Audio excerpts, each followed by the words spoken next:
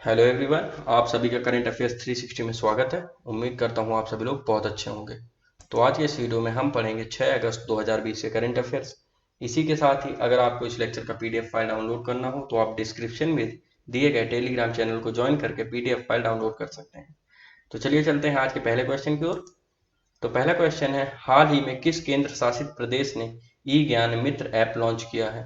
Recently which union territory has launched E Gyan Mitra app?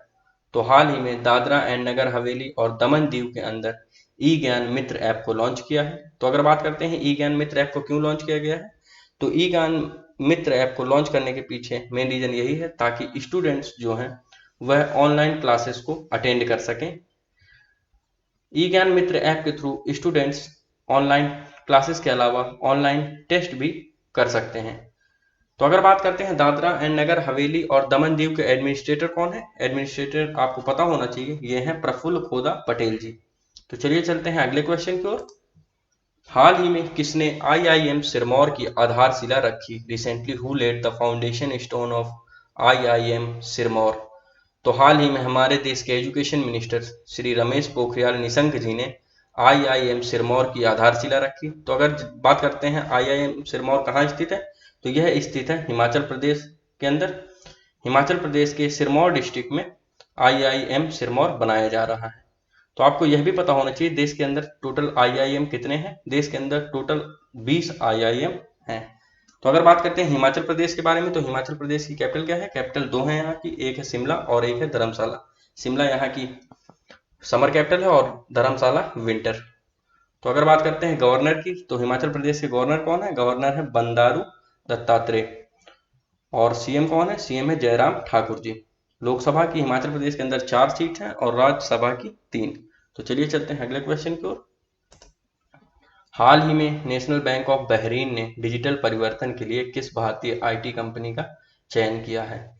Recently national bank of Bahrain has selected which Indian IT company for digital transformation? तो हाल ही में national bank of Bahrain ने इन्फोसिस को select किया है अपने डिजिटल ट्रांसफॉर्मेशन के लिए।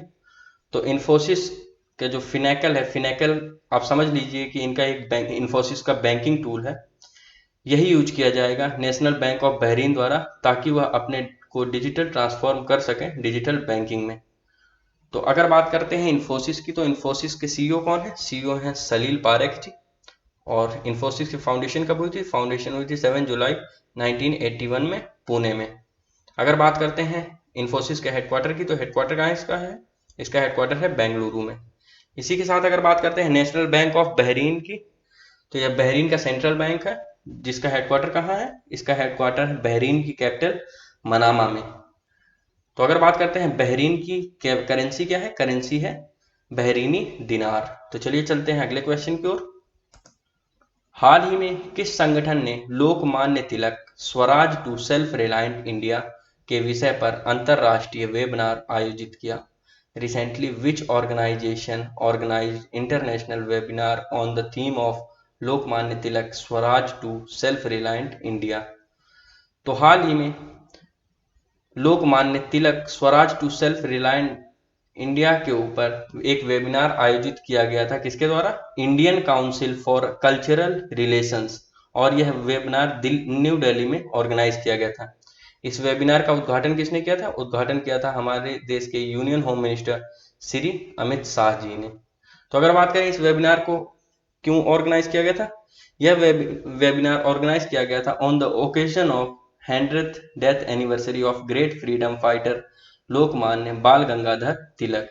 तो अगर बात करते हैं लोकमान्य बाल गंगाधर तिलक जी के बारे में, तो इनका पूरा नाम क्या था? इनका पूरा नाम था केशव बाल गंगाधर तिलक। और इनकी डेथ कब हुई थी? इनकी डेथ हुई थी 1 अगस्त 1920 में। तो इसी के साथ अगर बात करते हैं Indian council for cultural relations के बारे में, तो इसका हेडक्वार्टर कहाँ है? इसका हेडक्वार्टर है न्यू दिल्ली में। और इसके फाउंडर कौन है? फाउंडर है अबुल कलाम आजाद जी। अगर बात करें इसकी फाउंडेशन कब हुई थी, तो इसकी फाउंडेशन 9 अप्रैल 1950 में हुई थी। और प्रेजेंट टाइम में इसके प्रेसिडेंट कौन है? प्रेसिडेंट है विनय सहस्त्र बुद्धे जी। तो चलिए चलते हैं अगले क्वेश्चन की ओर। Bharat air fibre services a radio based last mile telecom connectivity solution किस टेलीकॉम कंपनी द्वारा शुरू किया गया है? Bharat air fibre services, a radio-based last mile telecom connectivity solution launched by which telecom company? तो हाल ही में बीएसएनएल जो कि है भारत संचार निगम लिमिटेड ने एक भारत एयर फाइबर सर्विसेज नामक radio based last mile telecom connectivity solution launch किया है। यह हाल ही में महाराष्ट्र के दो डिस्ट्रिक्ट जो कि हैं अकोला और वाशिम के अंदर लॉन्च किया गया था। तो अगर बात करते हैं भारत एयर फाइबर सर्विसेज के बारे में, तो यह भारत एयर फाइबर सर्विसेज है क्या? तो भारत एयर फाइबर सर्विसेज है। इसके थ्रू जो रूरल एरियाज हैं या रिमोट एरियाज हैं, यहाँ पर वायरलेस कनेक्टिविटी प्रोवाइड कराई जाएगी, जो कि बीएसएनएल के सेंटर से 20 किलोमीटर की दूरी के तक के होंगे। तो अगर बात करते हैं बीएसएनएल के बारे में, तो बीएसएनएल का हेडक्वार्टर कहाँ है? बीएसएनएल का हेडक्वार्टर है नई दिल्ली में। और इसकी स्थापना कब हुई थी? इसकी स्थापना हुई थी 1 अक्टूबर 2000 में। और इसके प्रेजेंट टाइम में चेयरमैन और एमडी कौन है? चेयरमैन और एमडी है बीएसएनएल के प्रवीण कुमार पुरवार जी। तो अगर बात करें इस सर्विसेज का मेन यूज क्या है, तो इस सर्विसेज का मेन यूज यही है कि जो रिमोट एरियाज हैं देश के अंदर, वहां पर डिजिटल कनेक्टिविटी को बढ़ाया जाएगा, जिससे डिजिटल इंडिया का सपना साकार किया जा सके। तो चलिए चलते हैं अगले क्वेश्चन की ओर। हाल ही में किस टेक्नोलॉजी कंपनी ने भारत में मोर टुगेदर अभियान का दूसरा चरण शुरू किया है? Recently which tech company has launched the second phase of more together campaign in India? तो हाल ही में फेसबुक ने भारत के अंदर अपने मोर टुगेदर कैंपेन का दूसरा चरण शुरू कर दिया है। अगर बात करें इस कैंपेन की, तो यह कैंपेन किस लिए है? यह कैंपेन इसलिए है, the campaign aims to showcase how people across the country can do more together by harnessing the power of their connection on the platform। तो अगर बात करते हैं इस कैंपेन को पहला चरण कब शुरू किया गया था, तो इसका पहला चरण इस कैंपेन का मार्च में शुरू किया गया था और दूसरा चरण अब लॉन्च किया गया है। तो अगर बात करते हैं फेसबुक की, तो फेसबुक का हेडक्वार्टर कहाँ है? इसका हेडक्वार्टर है मेनलो पार्क, जो कि कैलिफोर्निया यूएसए में है। और इसकी फाउंडेशन कब हुई थी फेसबुक की? फेसबुक की फाउंडेशन हुई थी 2004 में। और फेसबुक के सीईओ कौन है? सीईओ है मार्क जुकरबर्ग। तो चलिए चलते हैं अगले क्वेश्चन की ओर। हाल ही में किस भारतीय हवाई अड्डे को यूनिसेफ द्वारा वित्त पोषित मास फीवर स्क्रीनिंग सिस्टम प्राप्त हुआ है? Recently which Indian airport gets the UNICEF funded mass fever screening system? तो हाल ही में हैदराबाद के राजीव गांधी इंटरनेशनल एयरपोर्ट को मास फीवर स्क्रीनिंग सिस्टम प्राप्त हुआ है। तो अगर बात करते हैं यह मास फीवर स्क्रीनिंग सिस्टम किस काम में आएगा, तो यह काम में आएगा जो एयरपोर्ट के अंदर पैसेंजर्स आएंगे उनकी स्क्रीनिंग में। जैसा कि आप लोग जानते हैं कोविड-19 के टाइम में जो पेशेंट्स हैं कोरोना वायरस से ग्रसित, उनकी स्क्रीनिंग करके उन्हें चिन्हित करना बहुत जरूरी है। तो उसी के लिए यह सिस्टम एयरपोर्ट में लगाया गया है। तो अगर बात करते हैं यह सिस्टम की, तो यह सिस्टम आप देख सकते हैं यहाँ पर सीलिंग में ही लगाया जाएगा, जिससे ताकि इसमें कोई भी ह्यूमन इंटरवेंशन ना किया जा सके। तो चलिए चलते हैं अगले क्वेश्चन की ओर। हाल ही में कौन सी एजेंसी सिक्योरिटीज मार्केट का एक वर्चुअल संग्रहालय स्थापित करने की योजना बना रही है? Recently which agency is planning to set up a virtual museum of securities market? तो हाल ही में सेबी जो कि है securities and exchange board of India एक वर्चुअल म्यूजियम बनाने का प्लान कर रही है, ताकि वह अपनी सभी अचीवमेंट्स और जो उसने माइलस्टोन आज तक हासिल किए हैं उनके बारे में जानकारी प्रदान कर सके।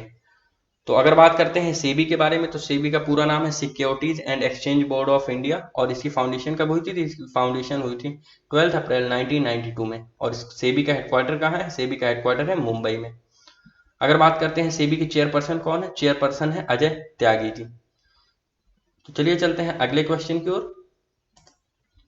विश्व स्तनपान सप्ताह 2020 का विषय क्या है? What is the theme of world breast feeding week 2020?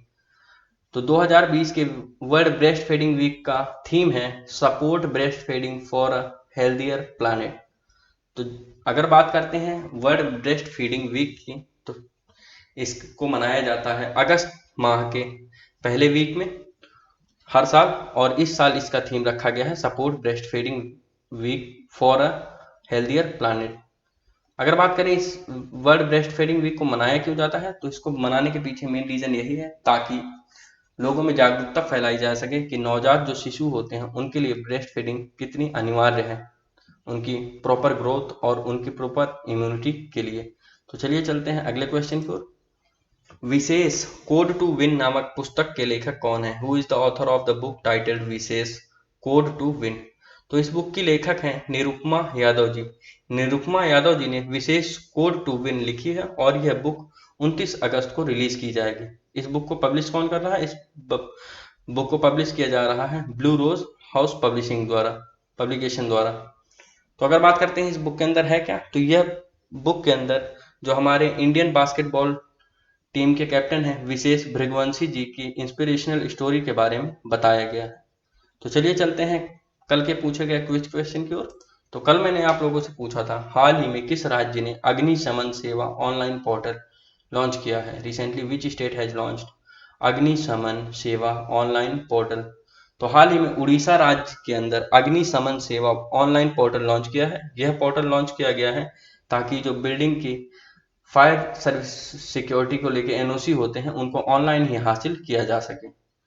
तो चलिए चलते हैं आज के क्विज क्वेश्चन की ओर। तो आज का क्विज क्वेश्चन है हाल ही में किस राज्य ने स्नो लेपर्ड संरक्षण केंद्र स्थापित करने का निर्णय लिया है? Recently which state has decided to set up snow leopard conservation centre? तो आप लोगों को मुझे इस क्वेश्चन का आंसर कमेंट सेक्शन में देना है। इसके साथ ही अगर आपको आज के करंट अफेयर्स में कोई भी डाउट हो तो आप मुझसे कमेंट सेक्शन में पूछ सकते हैं। इसके साथ ही अगर आपको वीडियो पसंद आया तो लाइक करें, शेयर करें ताकि और लोग भी पढ़ सकें। तो चलिए मिलते हैं कल के करंट अफेयर्स वीडियो में, तब तक पढ़ते रहें। Thank you.